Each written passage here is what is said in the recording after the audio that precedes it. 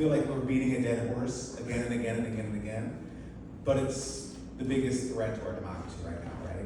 At least in my opinion. And I think the more we can learn about it, the more we can focus on this issue and disseminate information about it from experts, activists, and other organizations, the more people are going to wake up to it. Because there's still a portion of our population that doesn't think it's real and doesn't think it's a threat.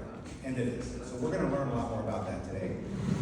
Another thing I want to tackle for everybody is to let you know, we are doing a food drive right now. We're going to be donating cash and food proceeds to Families Forward.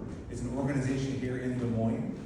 We have an anonymous benefactor who is matching the first $1,000 donated. And we're getting pretty close to that, so let's keep it going, because I want to use all of his $1,000 to get this donation going, okay? It's going to end at the end of the month, and I would appreciate any donations. I can take them directly here, or you can go to iowaAtheists.org and contribute that way. I want to now go to our speaker that we're donating to, Families Forward. So, we are going to be welcoming Victoria Anderson from American Atheists. She is American Atheists State Policy Specialist. Her focus is on coordinating local advocates and partner organizations, communicating with lawmakers, and fostering grassroots engagement. She's also from the Midwest, which isn't something you hear a lot about when it comes to these national organizations. There are atheists and secular folks in Iowa, Nebraska, Missouri, and they're doing national work. So please join me in welcoming Victoria Anderson.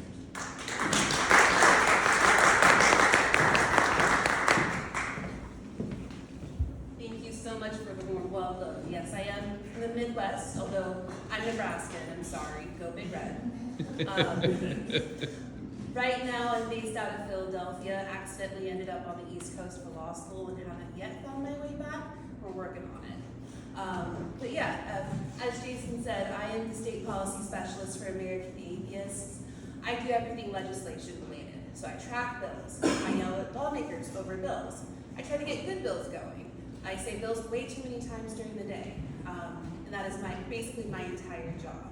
I also work with groups like yours across the country to try to get bad legislation killed and good legislation put forward. And I gotta tell you, it's working. Believe it or not, we're making progress. Today though, I wanna talk about how we can actually reclaim democracy from the white Christian nationalists. This has been an ongoing campaign for over 50 years, so it's gonna take some work, but we can do it. We'll talk about how it got started all the way back around 1954 up until today. We'll talk a little bit about Project 2025 and how depressing it is. And then we'll move on to talk about legislation, which is where I'm most comfortable. And if you have any questions throughout this, just feel free to raise your hand and ask. When we're out, I talk way too much, so it would be nice to get a break. So, starting off, introducing white Christian nationalism and Project 2025. Show of hands, how many people have read through, awesome, one. That's better than me, two.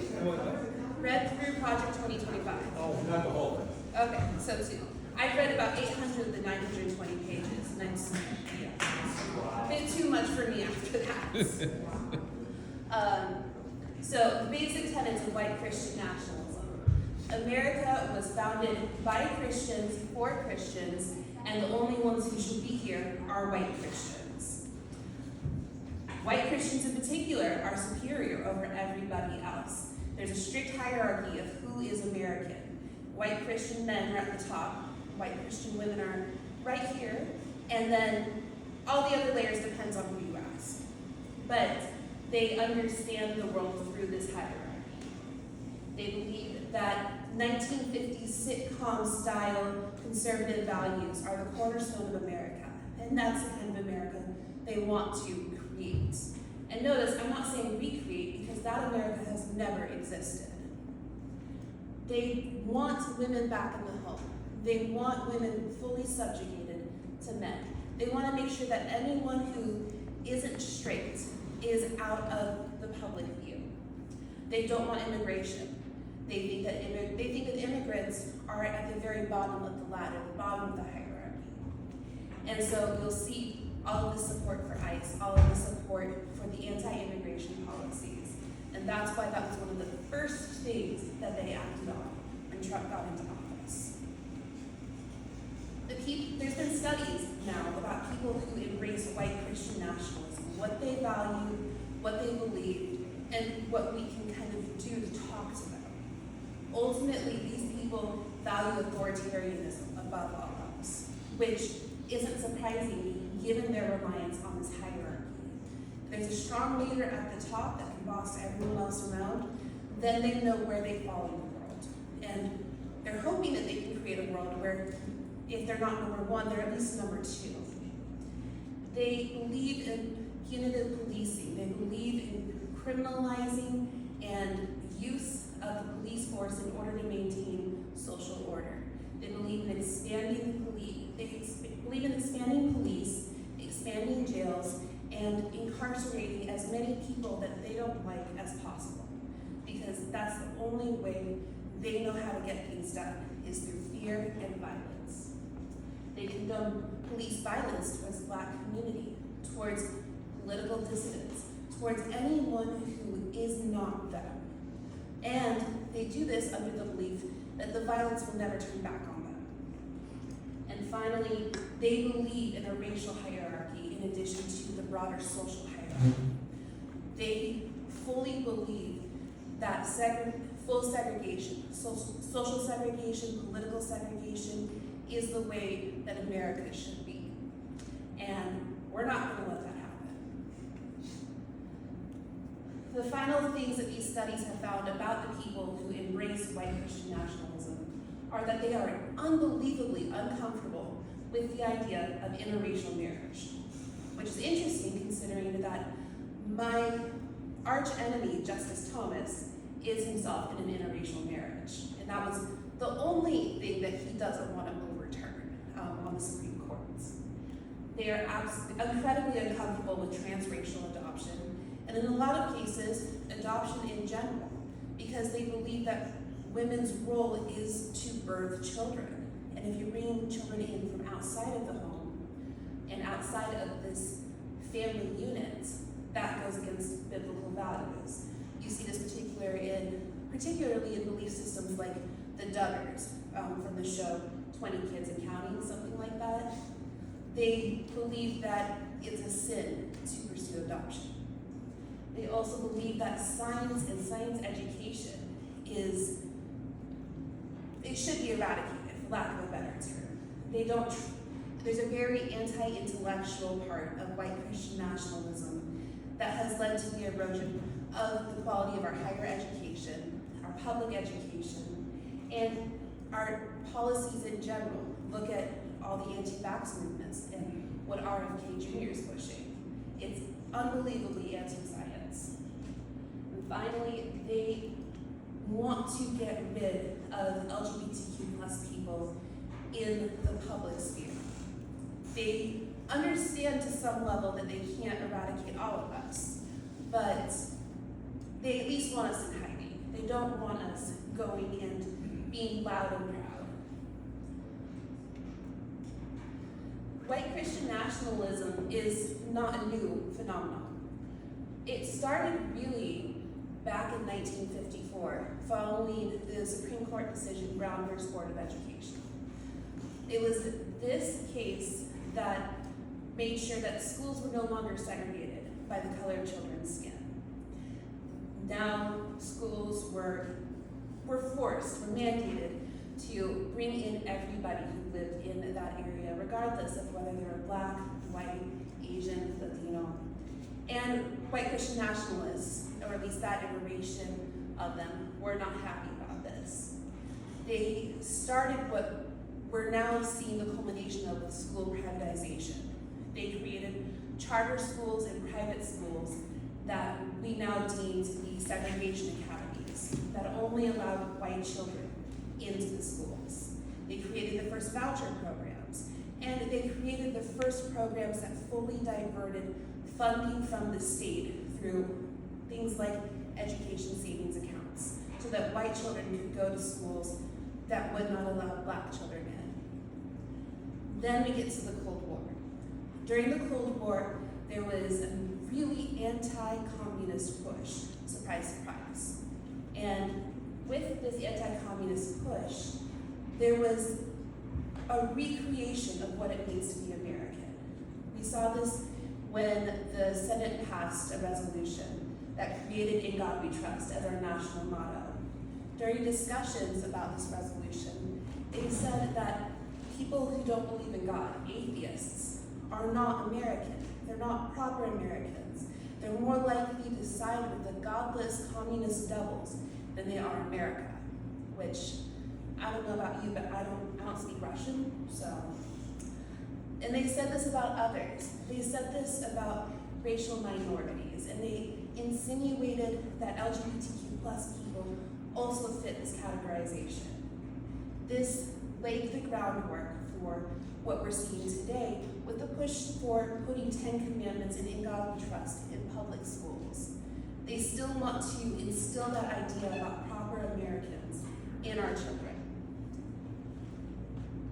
After the Cold War started dying down, we saw a new group called the Moral Majority form. This group was formed by famous televangelist Jerry Falwell, and it was focused on Brown versus Board of Education.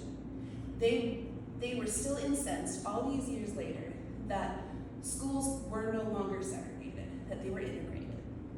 And so they tried to form coalitions to bring back that segregation and to overturn Brown. Unfortunately for them, it was no longer politically correct to be openly racist.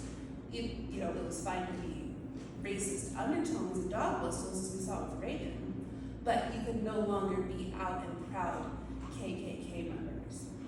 So they latched onto abortion and reproductive rights and joined forces with the Catholic Church, as well as several evangelical churches, to start stripping away reproductive freedom. And that laid the groundwork for today's white Christian nationalism. Now, what we've been seeing is Project Blitz, which was basically the first iteration of Project 2025. It was a mass push by these far-right evangelical groups to rework the way that schools operate, overturn long-standing Supreme Court cases that keep religion out of public schools, and they want to accelerate the destruction of the separation of church and state so that their religious beliefs can be placed above everyone else's. Now that Project Blitz hasn't officially been active for some years, but the Alliance Defending Freedom, Moms for Liberty, the First Liberty Institute have all joined together for Project 2025, which is Project Blitz's horrific younger brother. Project 2025 is a 925-page nightmare, and it outlines all the ways in which these groups want to destroy our country as we know it and turn it into a theocracy. Super fun. It's a giant manifesto about removing the administrative state and using what's left of the administrative state to subjugate everyone they disagree with and redirect all the privileges of society back to them. They want to essentially get rid of civil service unless that civil service is benefiting them directly. The agenda redefines marriage so that it's between one man and one woman. And ultimately, if they had their way, it would also be only between people of the same race, going back to how it was in the 1940s and early 1950s. They want to get rid of reproductive rights, and they want to ensure that bodily autonomy does not exist because they want women to be subjugated. And ultimately, their goal, as I said, is to create this fictive 1950s sitcom version of America. What we've seen so far is that the Trump administration has implemented about 40 to 50% of Project 2025, which, believe it or not, is actually good news. They were hoping to have 100% by now. bad news on that front, though, is that it has taken a major hit for our governments. There's now the White House Faith Office. There is the Anti-Christian Bias Task Force that has meetings in the Museum of the Bible, and which Dr. Phil, the noted religious freedom scholar, is a part of. Russell Budd, one of the authors and key architects of Project 2025, now serves as the director of the Office of Management and Budget, basically giving him oversight to everything the government does. And if you're wondering why they were able to slip through so many horrific provisions in this newest budget that opened up the federal government again, you can thank God. We also have the Holy Week, the Presidential Holy Week. We have the Presidential Anti-Communist Week. You know, are we seeing any themes coming back here? We have executive orders that have gotten rid of thousands of federal employees, and the Trump administration has worked during the shutdown to get rid of even more. The idea is if they can get rid of all of these long-time civil servants, then they can just replace it with loyalists. They have people waiting in the wings, ready to take these jobs up, who are loyal only to Trump or loyal to Project 2025 and the groups behind it. One of the key things they want to do is undermine public education. This is why one of the first major administrative overhauls they did was to eradicate the Department of Education. They want all schools to be private, and preferably, they want all schools to be white. They don't believe in allowing anybody any upward mobility unless you belong to their group. All of the funding is being redirected to religious organizations that operate parochial schools and private schools, and in Ryan Walter's dreams, public religious schools, which luckily is not a thing yet. They created mass vouchers as part of that one big beautiful bill to direct this funding to the religious organizations. They created scholarship programs and ways for people to get tax write-offs by donating to these religious groups and then receive that money back from the federal government. And they also have been pushing religious curricula throughout the country. We have the Blue Bonnet curriculum in Texas. We have the social studies curriculum in Oklahoma. And there is an attempt to rework the curriculum of Iowa public schools this year. Luckily it failed, but the fact that they are trying this all throughout the country, it's terrifying. As I said, they want to get rid of bodily autonomy. They want to ensure that women do not have access to birth control. They want to ensure women do not have access to mifepristone, misoprostol, or any other medication and procedure that would allow them to terminate a pregnancy. They want the revival of the 1860s law called the Comstock Act, which would, in today's day and age, prohibit essentially any dissemination of information about abortion across the internet.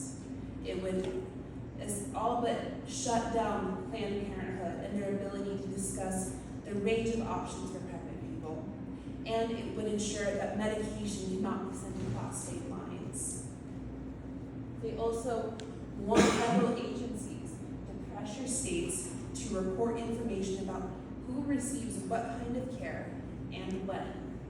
And this information is being used. As we've seen in Texas, law enforcement officers can track people using over 80,000 traffic cameras and across state lines, and then charge them with a crime because they got an abortion. Or they can try to charge a medical provider who's never even stepped foot in the States with a crime of providing medication to terminate a pregnancy. And if there was not this mass data collection, they would not be able to do this. They want, as I said, they want all of the LGBTQ+ people back in the closet. They are working right now on redefining marriage. And luckily though, the Supreme Court did not take up a case that would have allowed the overturning of Obergefell versus Hodges. So that's a win, and that's a nice relief. But there are public policies being put in place that repeal non-discrimination protections. Unfortunately, Iowa was the first state in history to remove a protected class from their non-discrimination laws. Gender-affirming care is being targeted throughout the country, ensuring that people do not have access to life-saving care that they need. And they'll try to say these outlandish claims that 2-year-olds are getting bottom surgery.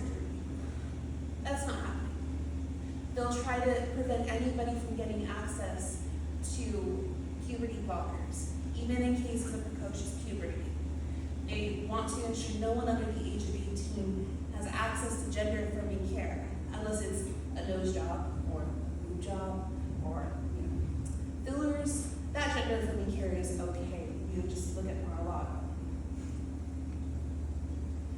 And finally, as I said, they want to destroy civil service as we know it.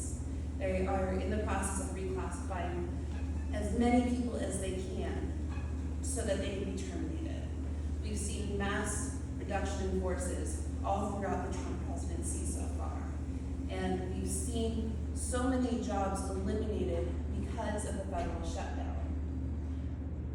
And even the agencies that are still operating, such as the EPA or Department of Education, what's left of it, they're working on undermining the very purpose for their formation. The EPA right now is trying to push this idea that people who take birth control and people who receive medication abortions are poisoning the groundwater. We've listened to too much Alex Jones, and now they're worried that the frogs are turning gay. The Department of Education is working to ensure that children with special needs do not receive the care that they need in schools, leaving them permanently behind. And the Department of Health and Human Services, it has been absolutely fantastic seeing them rescind all of the non-discrimination policies for the federal government. They're saying all of this is religious freedom. They're saying that their religion allows them to discriminate. And if we disagree with that, then we are discriminating against them. They believe that their religious beliefs trump all of our other rights. But that isn't what religious freedom means. Religious freedom, ever since the 1700s, has meant that the government cannot favor one religion over another and cannot favor religion over non-religion. It is to remain neutral and in a completely separate sphere. That way we can all practice our beliefs or non-belief without worry that the government will try dictating to us what we should be believing. That is not what they believe religious freedom is. And they are working right now to redefine religious freedom to mean that their beliefs in particular are favored by the government. Right now we're seeing things such as religious freedom restoration acts passing across the country that are just massive get out of jail free cards for white Christian nationalists, allowing them to avoid complying with anything from non-discrimination laws to auto insurance laws. We are seeing the federal government rework what the First Amendment means so that it no longer protects us as atheists. But we're not going to stop, or we're not going to let that happen. We're going to stop it. And that's where my job comes in. At American Atheists, I do all the state level policy work in conjunction with a couple other teammates. And what we do is we track legislation that will help rebuild this separation of church and state and recreate what religious freedom and the First Amendment actually means. We want to limit the harm that their particular religious beliefs can cause. In particular, we want to ensure that children can grow up without being told that their identity is wrong, that who they are is wrong, that the family they come from is wrong. Growing up is already hard enough. They don't need that burden. And we want to protect the civil rights of everybody, but in particular, protect the civil rights of religious minorities, including atheists, including Jewish people, including Muslims. Anyone who is not a white Christian nationalist, essentially. Here's a nice little summary of everything I was tracking. You notice right down the center of the map there, it's nice and red. Luckily for y'all, Missouri beat you out. Missouri I was tracking almost as much as Texas. But all throughout the Midwest and Mid-South is where all of these policies are really being focused, even more so than Florida. Right, if you look here, here's a breakdown of all the different bills that I was tracking. Nearly 750 bills that were so egregious, I listed them as strongly opposed. Compare that to the 160 that I really liked. But I want to emphasize, these policies, as horrible as they are not popular. Even amongst the most conservative lawmakers at the state level, they are not winning. Look how many died, nearly 600. There were nearly 400 that have been left in committee. If you want further breakdown of this, although we opposed nearly 75% of the bills that came through, 78% of the negative bills were stopped. That's huge. Nearly 30% of the positive. Okay, yes. Nearly 30% of the positive bills were passed, which doesn't seem like a lot, but consider how much effort it takes to get a bill through the House and through the Senate and get it signed. It's a lot harder to do that than it is to kill it in committee. We are winning, believe it or not. And here's kind of a breakdown of what we're seeing across the country. It's just another fancier map fancier graph of the map I showed earlier. And Iowa, there was 37 bills that popped up on my tracker. And only 3 of them passed. So y'all are doing better than the rest of the country when it comes to stopping these. If you want further proof, take a look. This is our win rate.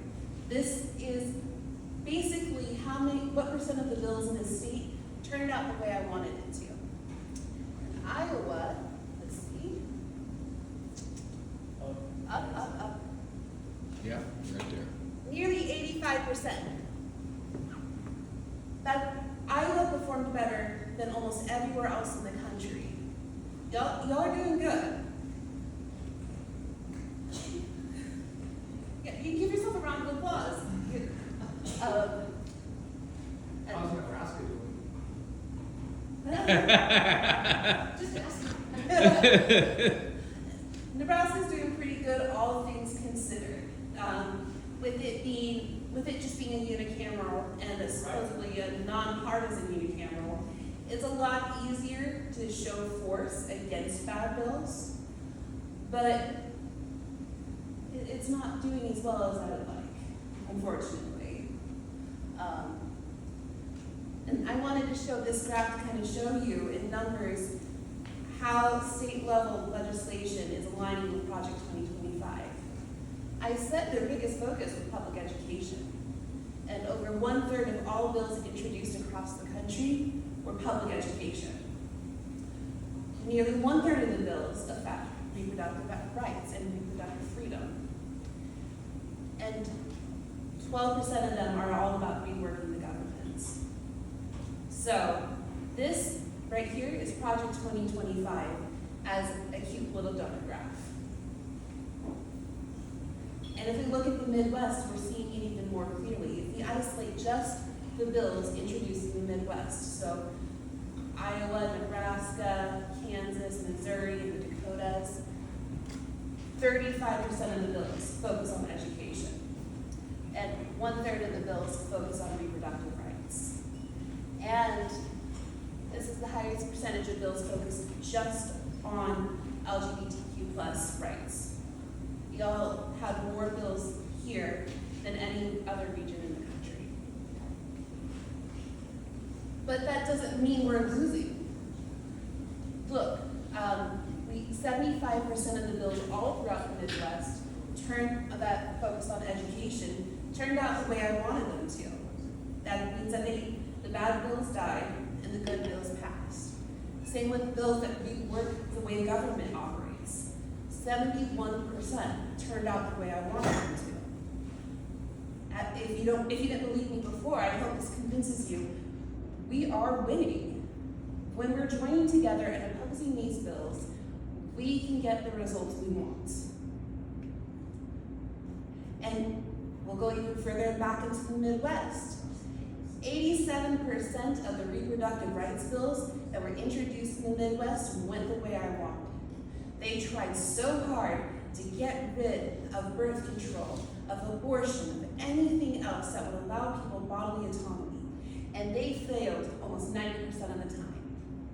The same is true for their education policies in the Midwest. 3 out of 4 times, they failed. So, I hope that this is really sinking in. We are on the right side of history, and there are more people on our side that support the civil rights of everybody than there are on their side. Let me go a little bit more in depth in Iowa. As I said, there was 37 bills that were introduced that I tracked.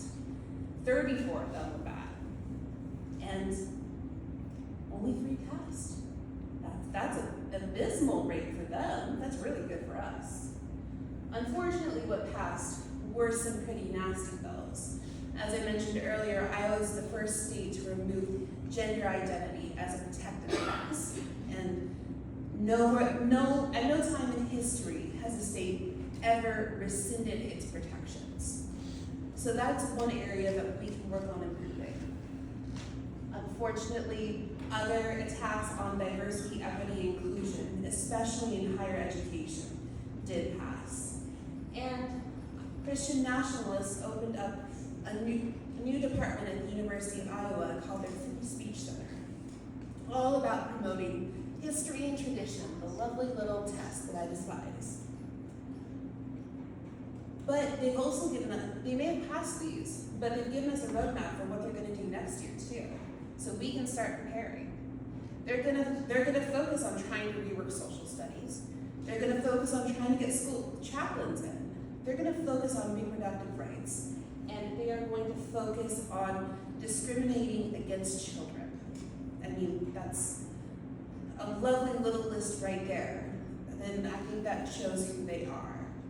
Ultimately, all of the policies that they want to implement in Iowa are all about harming people. And that's where we have an opportunity to come together and join coalitions or even form our own coalitions in preparation for what's coming. And one way to do that is by showing off the State of the Secular State reports for Iowa. State of the Secular States is a report that American Atheists creates once every 2 years. And it basically provides a scorecard for how the state is doing regarding the separation of church and states. As you can see, there's quite a few little red tokens here. That means that Iowa has a couple places to improve. But it also gives us a list of things that we can focus on. So, focus on the positive. Hey, will you just read me some of the red ones? Because they're... A little bit small, yeah. That's all right. Just read me some of the red ones in healthcare. Read me the ones in healthcare and awareness, and then a couple in education. So, there are major abortion restrictions in Iowa written into statutes. Medical providers can refuse to provide care based on whether a patient needs reproductive health care. And the same goes with trans youth. Medical providers can refuse to provide trans youth with something as simple as a puberty blocker and base it off of religious belief. Iowa also has an exemption that allows people to escape being held accountable for medical neglect because of religious belief. So they can choose to pray instead of providing their children medical care. And while that would normally be criminal negligence,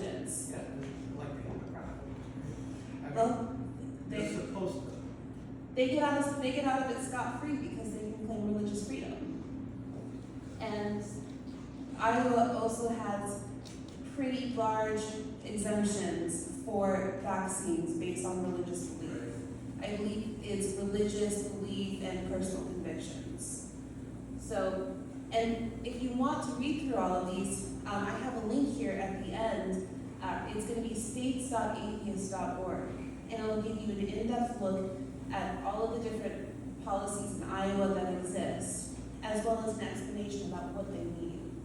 And I'm also happy to talk with you further, and my cards are over there. I'm shooting an email. I love talking about this, which is why I'm trying to restrict myself, because I'll blather for a full hour. So, how do we oppose all of this? You know, I tell you that we're winning, but how do we actually get to the finish line? One of the main things that we can do is by staying informed, not allowing ourselves to put our heads in the sand because of how terrifying things are. That's what white Christian nationalists want. Instead, what we need to do is mobilize together and oppose these bad bills. And we, as I said, we know what's coming. We can prepare now. We know that they're going to introduce a school chaplain bill. We can start reaching out to our secular humanists, secular celebrants, and clergy members that we know stand for the true definition of religious freedom, and tell them why they should oppose that bill. We can build coalitions. And I'm not just talking about coalitions with other religious organizations, but among the entire spectrum of civil rights groups. So groups that support public education, groups that support racial equality, groups that support LGBTQ plus rights. We can and should be joining with them and standing with them so that we all can remain protected. When we create this large community, we are protected. We also need to talk to people. You know, it's all well and good that we're educating ourselves about white Christian nationalism and that we're educating ourselves about legislation. But that doesn't mean that Mary Jo down the street will know anything about it. And how will she if we're not talking? We need to be out there talking to everybody and their mother about these bills and about why these bills harm everyone, even the people who think they might sympathize with white Christian nationalism. Because ultimately, unless you're a white straight billionaire, you're going to get hurt. And when we educate our communities, we can even pull people out of MAGA, and we can pull people out of white Christian nationalism. We can set them on the right path towards inclusion and love instead of basing everything out of fear. We also need to vote. Believe it or not, we still have that right. And I truly believe we will continue to have that right so long as we are exercising it. But it's not just enough that we show up and vote. We need to get out in our communities and get people signed up. We need people doing voter drives. We need people going door to door and ensuring that our neighbors are signed up and that they know the issues. We need to make sure that we are exercising our right to vote so that they can't take it away. Now, finally, how can you do that with American Atheists? Because that's what I'm here in part to talk to you about. So first, you can sign up for our newsletter and become a member. Every week we send out information about what's going on across the country with white Christian nationalism. We'll tell you developments about Project 2025, and we'll in fact highlight the wins that are happening. I don't know if any of you heard, but just today the Supreme Court decided that they were not going to hear yet another public education case. They rejected a so-called religious freedom case that would have expanded Kennedy versus Bremerton. As I said, we're winning, and if you want to hear more about it, you can sign up. We will also help you participate in advocacy efforts, locally and across the state. And Jason over here is a fantastic resource for that. And we'll also help you form a network of support, whether that is by directing you towards Jason, because he's our Iowa expert, or by helping you find regional events, regional conferences, or even national conferences, where you can find that community from people all across the country. And as I said, we join forces. We join forces with people that we may not have ever thought would join forces with atheists. I've learned as part of this job that if you're just really stubborn and really nice, a lot of doors open up that you thought were closed. And when we build this united force, we become more powerful than ourselves. That's when we keep these win rates up and keep these bad bills dying. So, I encourage you to sign up for our newsletter, and I encourage you to sign up for our action alerts. Those are what I send out as part of my job, and that's when I let you know, hey, there's bad legislation coming and it has a committee hearing. Here's what you can do to stop it. Here's some testimony that I pre-wrote for you. All you need to do is hit submit. Or if you want to show up and you want to testify in person, I can work with you on that, and here's how you do it. You get involved with your local secular group, which I'm assuming you all are since you're here. So you've already completed that part. And you can encourage others to join. A lot of people may be hesitant to join an atheist group, especially if they come from a religious background. But when we talk to people about the issues and talk to people about how atheism is about how atheism and attacks against atheists are just the canary in the coal mine for what's coming for other religious identities, they're more willing to listen and join and help defend our rights. So if you want to contact me, here's my email address. If you're curious about the state of the secular states, and if you want to learn more about our advocacy efforts, including that fancy map I showed you, the links are all right there. Does anyone have any questions? Yeah, I do. I've got at least one, right? I'll have at least one answer. Yeah. So, we were having a discussion on the way here with the 15th, and it is over here. yeah. So somebody in the car said, maybe holding on to that word atheism, I feel like a lot of people are right away deflected at that word, right? And they're just not gonna listen to you anymore, or they're gonna listen to you and give your due diligence and move on. But it's atheists and free thinkers, and if you just went with free thinkers, do you think you could get more to your brand? And with inside of that, that's your opportunity to use atheism as a word, right? See, for me, I prefer leading with atheists. I prefer getting that resistance initially, as counterintuitive as it may be, because then, one, I know what I'm working with, and two, it provides me an opportunity to show people that their idea of what an atheist is wrong. For example, I've been working in Colorado, trying to introduce a piece of legislation, and I set a meeting with the Senate chairperson for the Committee on Health, and she told me straight up, when I saw the name of your organization, I wasn't sure I wanted to talk to you.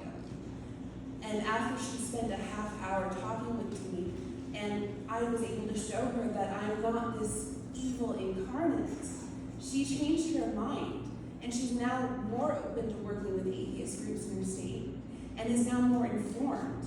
But see, that's like my point, right? Like, by the grace of her, she met with you. But right? she's not an anomaly. She isn't. Okay.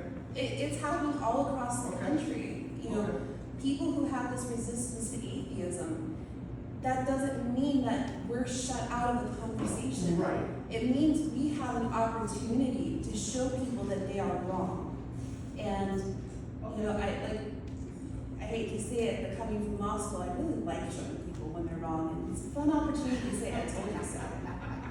Yeah, okay. I was curious. Yeah. No, and that's a great question. Like, that's something I'm seeing groups across the country grappling with. Like, do we abandon the term atheism, especially as it's being painted by the government as this, Right. as being anti-theist? Right. And Like un-American. and un-American. Right. My answer will always be no, because atheists have been a part of America since the founding. We belong here just as much as anybody else, and we should not be hiding simply because someone doesn't like us. Right.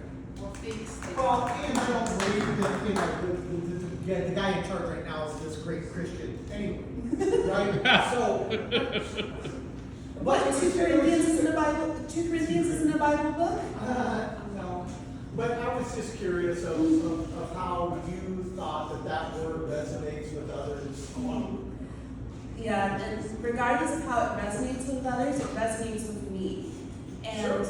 that for me, that's the most important thing. Right. I can overcome any resistance from a lawmaker or from another group just by talking. You know, as I said, I went to law school. They taught us how to talk nonstop. But yeah, it ultimately, while I can definitely understand how someone might want to maybe leave that term for a second conversation, I personally believe that leading as a proud atheist is the best way forward. Well, So, yeah, you're yeah. just putting it right there at the Exactly. table, right? Whether you want to deal with it or not, right? This is Yeah. where I'm gonna come from.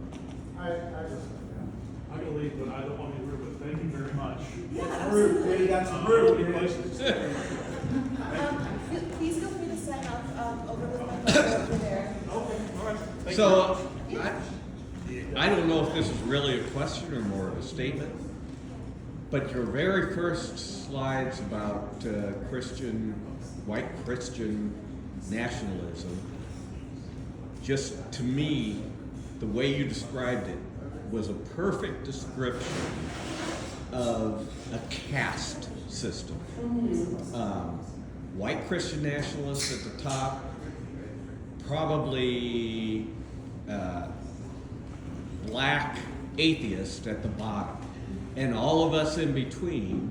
White atheist is above the black atheist, Christian is above any atheist, you know, so on and so forth in It's a caste. really stressful way to live. Pardon? I said it really is a stressful way to live. Any caste system is a stressful way to live. So how do we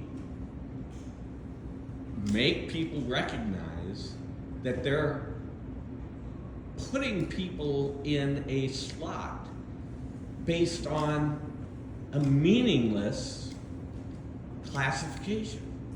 So the way I approach it is I try to find what their fear is. You know, in a lot of cases, it's fear of the unknown, fear of people they don't understand. They don't even realize maybe that they're putting in this hierarchy, but the hierarchy makes them feel safe.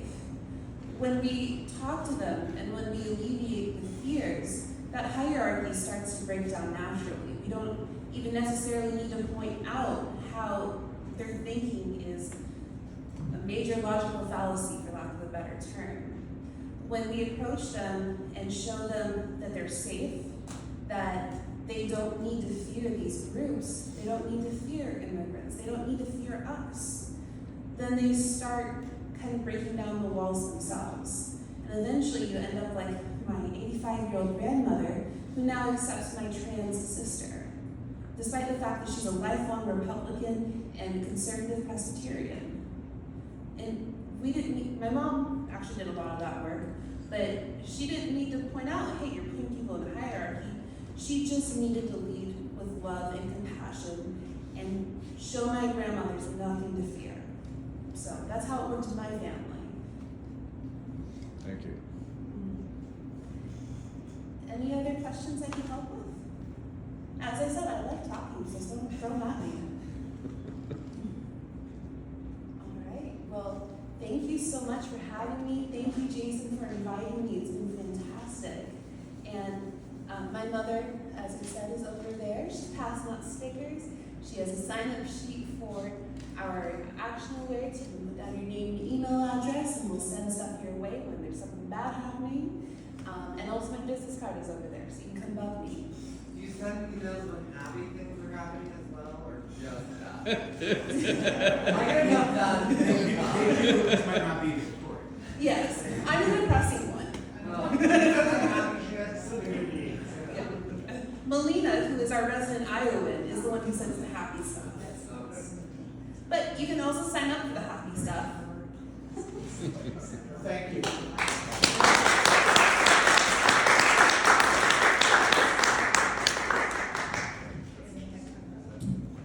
Hey, thank you so much, Victoria, for the talk. I hope we all learned something and learned some different angles to attack this thing.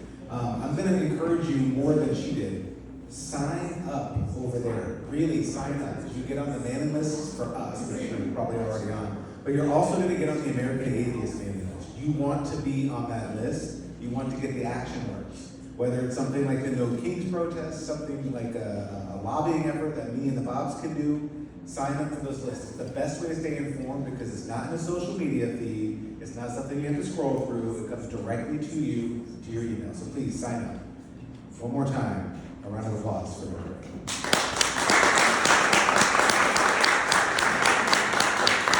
Thanks everybody for coming on. A few IAF updates. Tomorrow we have our happy hour at Game Day up at Morahan Mall. I'm gonna have the kids probably, so bring the fam.